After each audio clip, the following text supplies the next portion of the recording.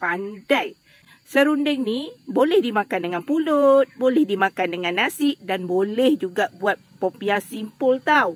Cuma bezanya serunding yang kering ni sesuai untuk kita buat popiah. Dan kalau nak makan dengan nasi atau dengan pulut, serunding yang lembab-lembab sikit lah. Cuma perlu kesabaran yang sangat tinggi bila buat serunding ni. Kadang-kadang sampai 2 hari baru dia betul-betul kering. Jom Kak Fiza sharekan untuk adik kakak. Ikan yang dah Kak Fiza kukus.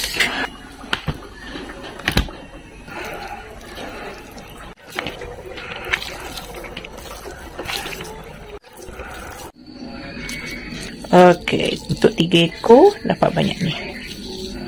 Yang ni tak payah blender tau. Hancur-hancurkan macam ni je. Nanti blender ambil air dia. Bawang merah, bawang putih, halia, daun limau purut, buah keras. Tu bahan-bahan dia. Serai lebih kurang 5 batang.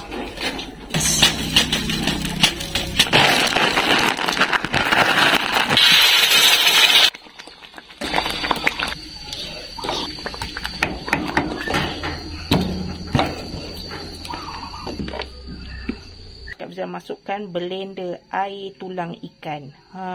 Blender macam laksa tu. Banyak kan dapat.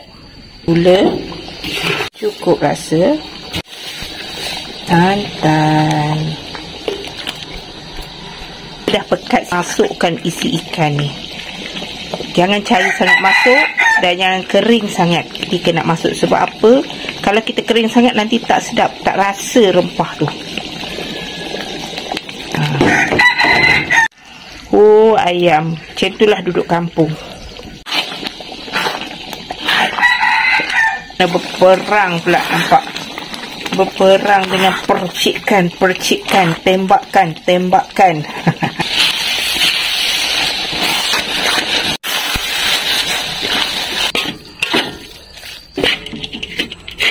Orang sabar je boleh buat serunding ni.